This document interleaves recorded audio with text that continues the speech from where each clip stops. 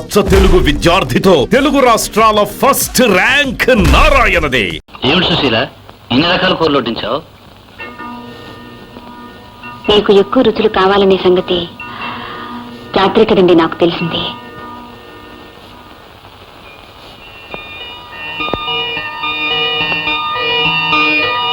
నువ్వు ఇలా ఎందుకంటున్నావో నాకు అర్థమైంది సుశీల. రాత్రి ఫోన్లో ఒక అమ్మాయితో మాట్లాడాను. నువ్వు వింటున్నావని తెలిసే మాట్లాడాను. ఎందుకో తెలుసా? చెప్పండి. నా జీవితంలోకి ఎందరో ఆడవాళ్ళు వచ్చారు సుశీ. వాళ్ళంతా డబ్బు కోసం వచ్చారని నేనంటున్నాను, ప్రేమించి వచ్చామని వాళ్ళు అంటున్నారు. వాళ్ళకి ఇవ్వాల్సింది ఇచ్చానని నేనంటున్నాను, నేను అన్యాయం చేశానని వాళ్ళు అంటున్నారు. ఎవరు ఏమనుకున్నా ఒకరితో ఒకరు ఆడుకోవడం మాత్రం నిజమేగా? నిజమే, కానీ ఆ ఆటకు అలవాటు పడ్డవాణ్ణి, ఆడుకున్నవాణ్ణి నీతో ఎందుకు ఆడుకోలేదు తెలుసా? కొందరిని చూడగానే ఒక్కొక్క అభిప్రాయం ఏర్పడుతుంది. నిన్ను చూడగానే నీలో నాకు కావలసిన ఇల్లాల్ని చూశాను, డబ్బుకు ఆశపడని పేదరాల్ని చూశాను. డబ్బంటే పడి చచ్చే ఆట బొమ్మలతో ఇక ఆడకూడదని నిశ్చయించుకున్నాను. నిన్ను కోరి తెచ్చుకున్నాను. ఇప్పుడు మనం భార్యాభర్తలు. ఒకరి మీద ఒకరు నమ్మకంతో, విశ్వాసంతో జీవిస్తేనే అది దాంపత్యం అవుతుంది. లేకుంటే అది ఒట్టి రైలు ప్రయాణం అవుతుంది. ఇప్పుడు మన భవిష్యత్తు ఏమిటో నీ మీదే ఆధారపడి ఉంది. ఆలోచించుకో చూసి.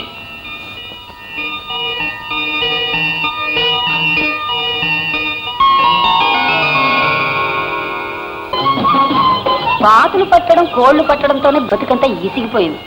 సెటిల్మెంట్ అయిపోదామంటే ఒక్కంప కూడా దొరకదు కదా.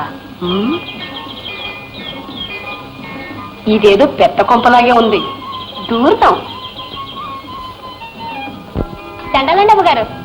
ఎవరు నువ్వు? అలాగే ఉండండి. ఆహా, తనకి తీర మీ అందాన్ని ఒక్కసారి చూడనివ్వండి అమ్మగారు. నిజంగా అంత అందంగా ఉన్నానా? ఉన్నానా అని మెల్లగా అడుగుతారేటమ్మా. ఆ గవర్నమెంట్ వాడు మిమ్మల్ని చూడలేదు కానీ చూసుంటేనా 100 రూపాయల నోటు మీద 3 సింహాలు బొమ్మ వేయటం మానేసి మీ బొమ్మ అచ్చి వేస్తారంటే నమ్మండి. ఇంతకీ నువ్వెవరు? నా పేరు కొండమ్మ అండి. ఇన్నాళ్ళు ఏవో చేతి పనులు చేసుకుంటూ బతికానండి. ఇప్పుడు దాంట్లో కాస్త తిరకాసు వచ్చి మానేశానండి. ఇంట్లో ఏదైనా వంట పని ఉందేమో చూసిపోదామని వచ్చానండి. ఆఖరికి తమరు కాళ్ళు పట్టే పని అయినా సరేనండి, కలిగితేరు పని చేసినంత గొప్ప అండి. అయ్యయ్యో, మొన్ననే ఒక వంట వాడిని పెట్టేశానే. అలా కాబోతు మగాడి చేతి వంట తింటే రోల్ లాంటి మనిషి కూడా రోకల్లా అయిపోతారండి. అమ్మ నచ్చుకుంటాక ముందే మకా వేసావా? అమ్మలాగా పుస్సు, నువ్వు ఈ కొంపకే చేరావు. ఇది అమ్మగారికేనా? ఇలా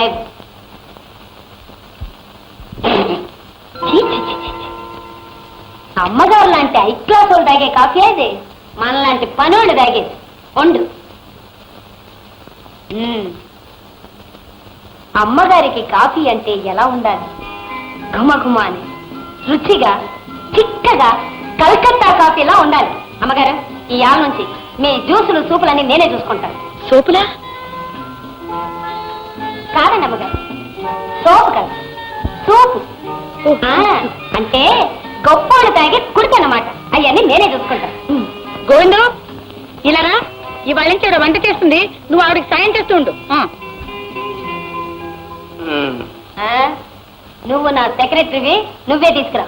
బాగా ఎలా ఉన్నాను? బాగున్నావు బాబు.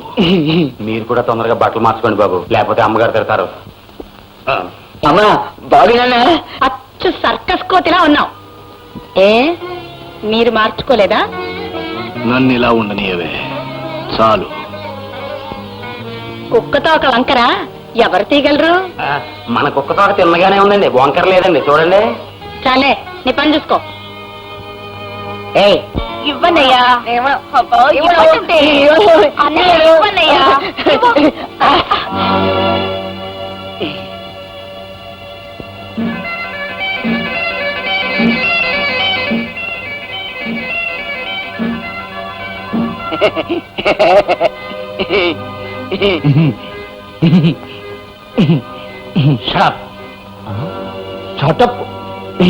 సుశీల, సుశీల, ఒకసారి నువ్వు అత్తగారు ఎలా రండి, మీతో మాట్లాడాలి.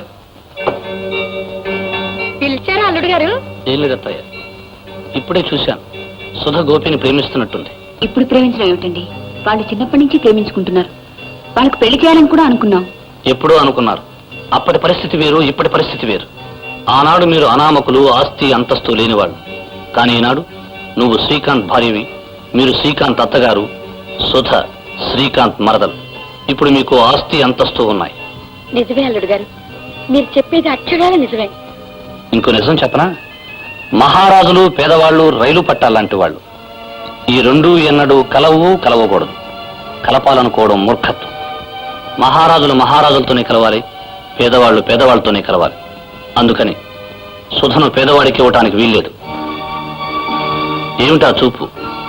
అబ్బే ఏం లేదండి.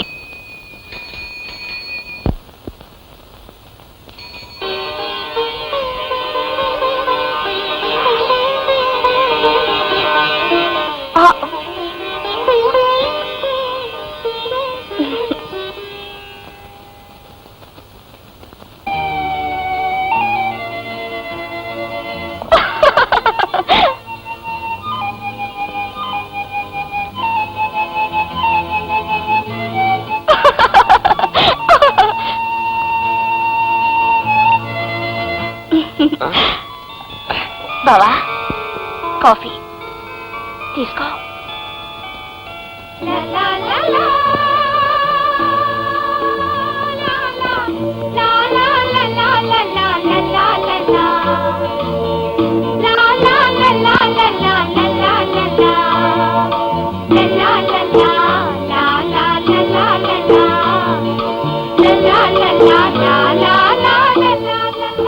అత్తయ్య బాగున్నావా?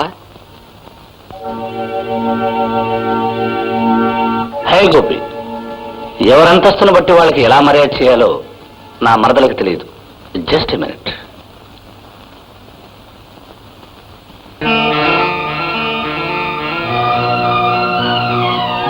బావా ఏం మరదలా? సుధ, ఇచ్చింది ఏదైనా ప్రేమతో ఇచ్చారా అభిమానంతో ఇచ్చారా అని చూసేది మనసున్న మనిషి. గ్లాసుతో ఇచ్చారా కప్పుతో ఇచ్చారా అని చూసేది మతం ఉన్న మనిషి. కుచేలుడి దగ్గర అటుకులు అందుకున్న కృష్ణుడికి, 5 ఊళ్ళన్నా ఇవ్వనన్న రారాజుకి అదే తేడా మిస్టర్ శ్రీకాంత్. గోపి, అల్లుడు గారిని పట్టుకుని ఏమిటా ఏకవచనంతో మాట్లాడుతున్నావు? గారు అల్లేవు. అత్తయ్య, శ్రీకాంత్ మీకంటే ముందు నుంచే నాకు బాగా తెలుసు. తెలిస్తే మాత్రం అవమానించాలా? అతని పేరు పెట్టి అతను పిలవటం అవమానించడమా? మాటలు నేర్చిన కుక్క ఇసుకో అంటే ఇసుకో అందట. అమ్మా పాటి నుంచే పో. చూడు గోపి, యజమాని ఎటువంటి వాడైనా ఎదటి వాళ్ళ మీద మురిగే కుక్క విశ్వాసం గల కుక్క. అలా కాకుండా యజమాని తప్పు చేశాడని తోస్తే చాలు యజమాని మీదే మురిగే కుక్క విచక్షణ గల కుక్క. ఏ ఇంట్లోనూ విచక్షణ గల కుక్కని చేరనివ్వరు. అత్తగారంటున్న మాట అర్థమైందా గోపి? ఇప్పుడు నువ్వు విచక్షణ గల కుక్కవి. ప్రతిదానికి బౌ బౌ అనటం నీ లక్షణం.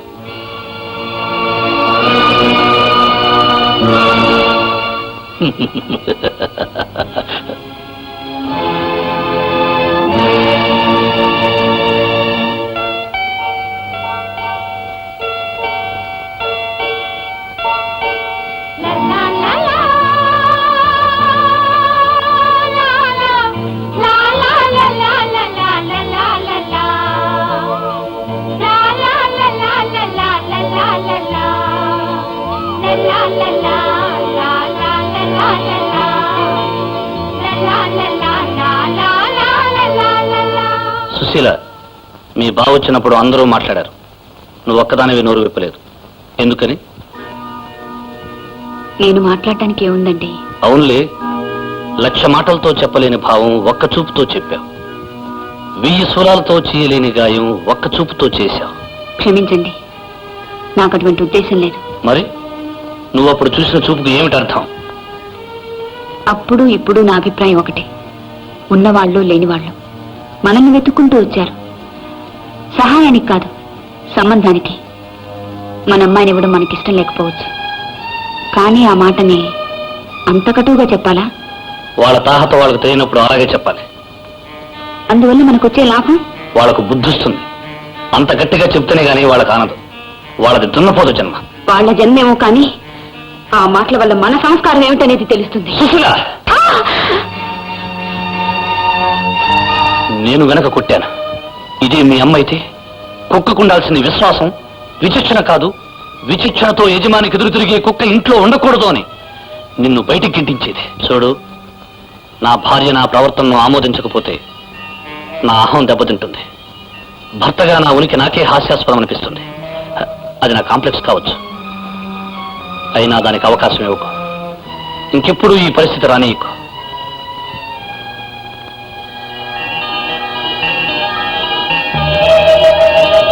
రంగా సార్, సేట్ చమన్లాల్కి 1000 బస్తాల సిమెంట్ అమ్మేశాను. దాన్ని ఈ రోజు రాత్రికి ఆ గోడౌన్కు చేర్పించు.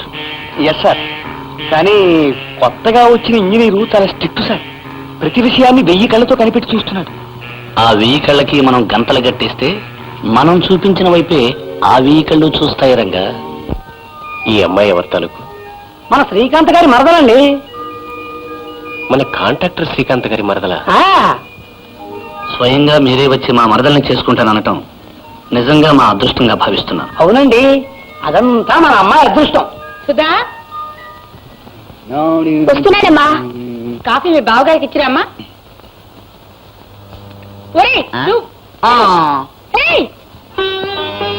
వారికి ఇవ్వమ్మా. మా మరదల సుధా, రాజా ఇంజనీర్ గారు.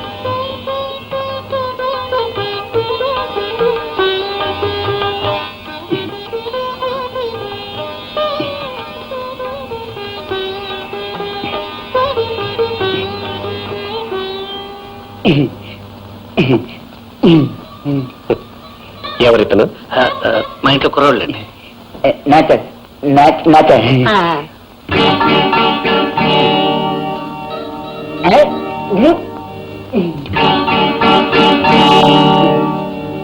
సుధా, ఎలా ఉన్నాడు అబ్బాయి?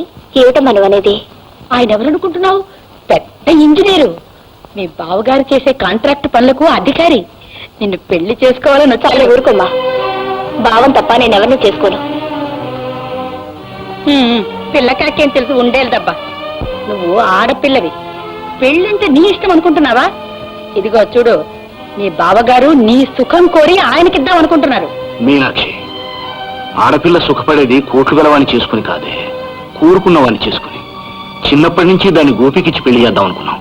వాళ్ళిద్దరూ ఒకళ్ళ మీద ఒకళ్ళు మనసులు పెంచుకున్నారు. మధ్యలో మీరు మాట్లాడకండి.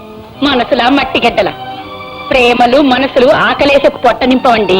అమ్మా, నువ్వెన్నైనా చెప్పు, చచ్చిన భావం తప్ప నేను ఇంకెవరిని చేసుకోను. సుధా, వెంకితనం నీకే కదా అందరికీ తెలుసు. నిన్ను ఇంజనీర్ గారికి ఇచ్చి పెళ్లి చేస్తానని మాటిచ్చా. ఈ పెళ్లి తప్పకుండా జరిగి తిరుగుతుంది. ఎవ్వరూ ఆపలేరు. That's all. అంతే. అమ్మా, ఏమిటమ్మా ఇది? సుధ పుట్టినప్పుడే గోపీబాబుకి పెళ్లి చేస్తామని మాటిచ్చారు కదమ్మా. అవును, 3 ఏళ్లు దాటితే రాసుకున్న ప్రామిసరీ రోడ్డు కూడా పనికిరాదు. 12 ఏళ్లు దాటిందనుకో, అరెస్ట్ వారెంట్ కూడా చచ్చిపోతుంది. ఎప్పుడో దాన్ని చిన్నప్పుడు ఇచ్చిన మాట ఇంకా బ్రతికుంటుందనుకుంటున్నావా? నీ పిచ్చి గాని. అమ్మా, మనిషికి చావున్నట్టు మాటకి చావు లేదమ్మా. ఇవాళ డబ్బు రాగానే నువ్వు మారిపోయావు, కానీ రేపు వాళ్ళకి డబ్బు వచ్చినా బాగా మారడమ్మా. అయినా ఇప్పుడు వాళ్ళకేం తక్కువని? ఉన్నంతలో వాళ్ళు బాగానే ఉన్నారుగా. గాడిద ఎప్పుడు గుర్రం కాదే అమ్మా. లేకపోతే ఏమిటే? అల్లుడు గారు చూసిన ఇంజనీర్ సంబంధం ఎక్కడ? కుక్కకోని కోళ్లకు మేత వేసి కోడిక లెక్క పెట్టే గోపి సంబంధం ఎక్కడ? అమ్మా, ఇంత డబ్బు వచ్చినా ఆ దరిద్రుల మాట ఎత్తుతావేంటే? మన అంతస్తు మర్చిపోయి మాట్లాడతావే? అవునమ్మా, మన అంతస్తును మర్చిపోయే మాట్లాడుతున్నాను. గోపీబాబు మన ఇంటికి వచ్చినప్పుడు పనస పళ్ళు, అరటి పళ్ళు, తినుబండారాలు తెచ్చేవాడు కదా. వాటిని చూసి మనం 3 రోజులు గ్రాసం దొరికి మనం మురిసిపోయేవాళ్ళం కదా. ఆ సంగతి మర్చిపోయే మాట్లాడుతున్నానమ్మా. మాలాంటి పేదవాళ్ల ఇళ్లలో ఎందుకు భోంచేస్తావులే అని గోపీబాబు మన ఇంట్లో భోంచేస్తేనే చాలు అనుకునేవాళ్ళం కదా. ఆ సంగతి మర్చిపోయే మాట్లాడుతున్నానమ్మా. మనం మరీ తిండి కటకట్లాడే రోజుల్లో గోపీబాబు ఇంట్లో ఉంటే 4 రోజులైనా గడిచిపోతుందిలే అనుకుని వాళ్ళింటికి చుట్టం చూపుగా వెళ్ళిన సంగతి కూడా మర్చిపోయే మాట్లాడుతున్నానమ్మా. సుశీల, ఆ ముష్టి వెదం వెనక వేసుకొస్తూ కన్న తల్లిని దొప్పుతున్నావా? మనతో పోలిస్తే చీపురు పుల్లకు కూడా ఖరీదు చేయని ఆ దరిద్రుడికి సుధుని పెళ్లి చేయమంటావా? చూడు, ఇది నీ భర్త తీసుకున్న నిర్ణయం అని తెలిసి కూడా బాధిస్తున్నావా? నీ భర్త అంటే నీకు ఇంత నిర్లక్ష్యం అన్నమాట. బహుశా నాకు నీ పోలికే వచ్చుంటుందమ్మా. నువ్వు మాత్రం నాన్న మాట ఎప్పుడు లెక్క చేసావు కనుక సంపాదన లేని మొగుడు మాట పెళ్ళాం వినక్కర్లేదు. అల్లుడి సంపాదన మీద బ్రతికే అమ్మ మాట పిల్లలు వినక్కర్లేదేమో. తల్లిని పట్టుకుని అంత మాట అన్నానికి నీకు నోరేలా వచ్చిందే? నీకు లేనప్పుడు ఇంత అన్నం పెట్టిన బంధువుల్ని ముష్టి వాళ్ళు అనడానికి నీకు నోరేలా వచ్చిందమ్మా? అమ్మా, డబ్బుని నీచంగా చూడటం నా ఉద్దేశం కాదు. కానీ నీకు అర్థం అవడానికి ఒక విషయం చెప్తాను. డబ్బు అనేది మనం కాలికి తొడుకునే బూట్ లాంటిది. చిన్నదైతే బాధ పెడుతుంది, పెద్దదైతే పడేస్తుంది. అలాగే చాలని ఆదాయంతో ఒకప్పుడు మనము బాధపడ్డాం. ఇప్పుడు డబ్బు ఎక్కువైందని కళ్ళు మూసుకుపోతే పడిపోతావమ్మా. ఏదే నీ చెప్పుల్లో కాళ్ళు పెట్టి నడుస్తున్నావమ్మా. ముందుకు పడితే పళ్ళు రాళ్ళనే కాదు, మొహం పగిలిపోతుంది. అమ్మో అమ్మో, చెప్పులు ఉపమానంగా చెప్పి చెప్పుటి కొట్టండి మాట్లాడుతున్నారా? కాదమ్మా, కాళ్ళకు సరిపడా చెప్పులతో నడిస్తే నడక హాయిగా సాగిపోతుంది. అలాగే ఉన్నదాంతో తృప్తి పడితే బ్రతుకు సుఖంగా సాగిపోతుంది. మనకెంతున్నా కావలసినంత విలువే డబ్బుకిస్తే మనము మనుషులు అనిపించుకుంటామమ్మా. అమ్మా, ఒకటి మాత్రం మర్చిపోకు. ఇవాళ మనకు ఎంతున్నా నిన్నటి రోజున మనకు ఏమీ లేదన్న సంగతి మాత్రం మర్చిపోకు.